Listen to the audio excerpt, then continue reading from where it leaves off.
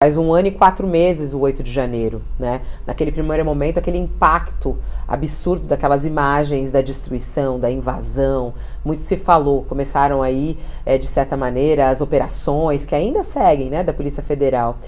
A resposta está sendo dada, na sua opinião, de acordo com a necessidade? Tem muita gente aqui, é um absurdo, porque a anistia parece que já está acontecendo, e agora essas pessoas vão e fogem. Como é que você analisa a resposta até agora que o poder público, que o judiciário deu ao 8 de janeiro? Bom, o judiciário está numa situação muito difícil, porque é claro que você só pode agir por sobre os peixes graúdos a partir do momento que a sentença for de fato definitiva. Por outro lado, nós sabemos que na história brasileira nós tomamos golpe em cima de golpe e que todos os golpes, dando sequência ao que José dizia, viraram movimentos sociais. Basta ver que os militares chamam o golpe civil-militar de 64 de um movimento social. Esse verniz das palavras não é inócuo, não é inocente, porque ele prepara para a anistia. O primeiro movimento é transformar em movimento social legítimo, ou seja, estamos numa democracia, então uns têm uma opinião, outros têm outra. Não se trata de um movimento social legítimo. Golpe é quando você pretende retirar um governo democraticamente eleito daquele lugar, e não por motivos democráticos. Portanto, se trata de um golpe, não de um movimento social.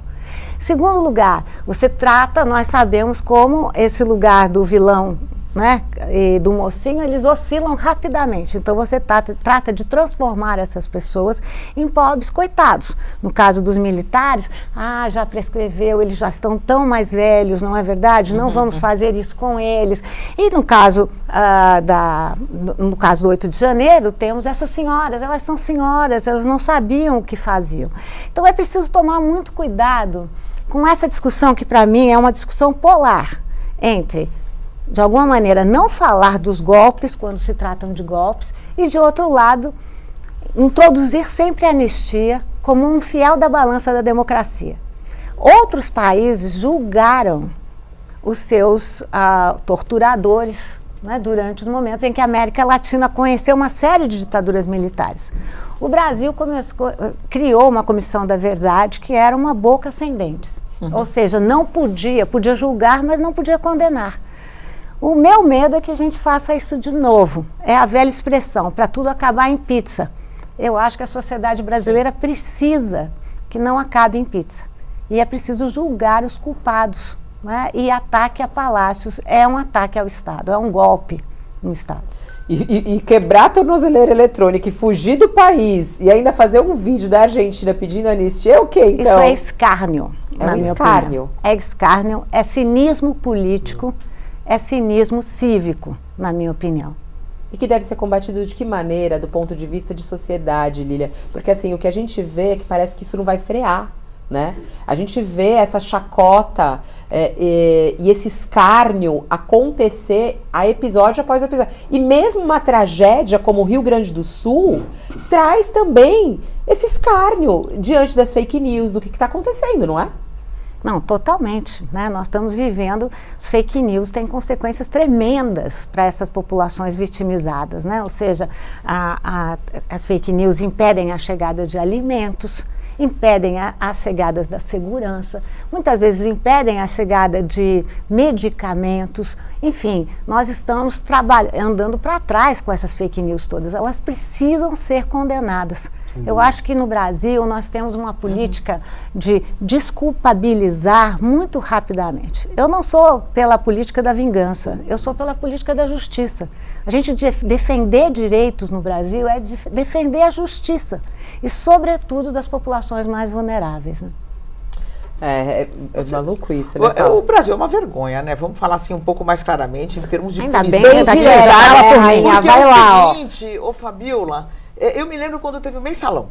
E aí a gente entrevistou o Carlos Aires Brito, que era o presidente do Supremo Tribunal Federal. Eu falei, ministro, tudo bem, tá corrupção e tal. Agora as lideranças são todas de esquerda, que estão sendo presas, com razão, sem razão. Julgou, julgou. Os juízes julgaram, eles têm a palavra final. Agora, é só a esquerda que vai presa no Brasil, a direita não vai presa.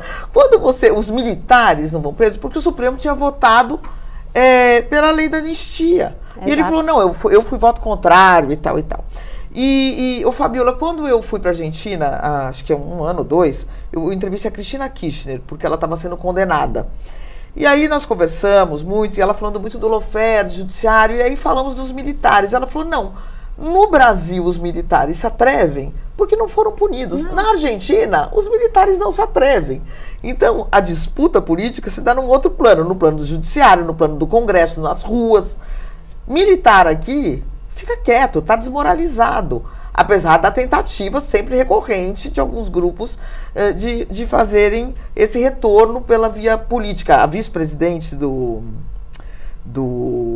Milei, ela defende, né, os militares, mas é mais difícil para eles. No Brasil é fácil porque nunca houve punição. No Chile, tem militar preso, até hoje estão sendo presos e condenados.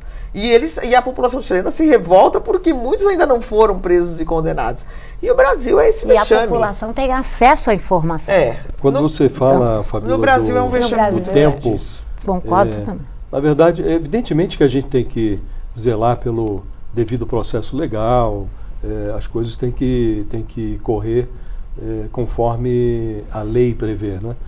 Mas essa gente toda joga com o tempo. Então, à medida que vai demorando o julgamento das pessoas que têm uma responsabilidade política, administrativa pela tentativa de golpe, você vai dando margem à construção de fórmulas, de saídas, de portas que não são aceitáveis. O Bolsonaro e os seus cúmplices mais graúdos, eles dizem que não houve tentativa de golpe. Ora, se não houve, eles deveriam esperar por uma sentença absolutória. Os fatos indicam o contrário.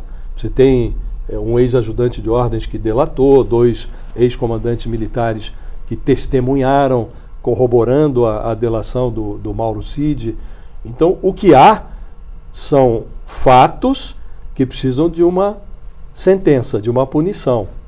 E na medida em que você vai retardando essa resposta, você permite que as pessoas percorram a conjuntura como se nada tivesse sido descoberto sobre elas.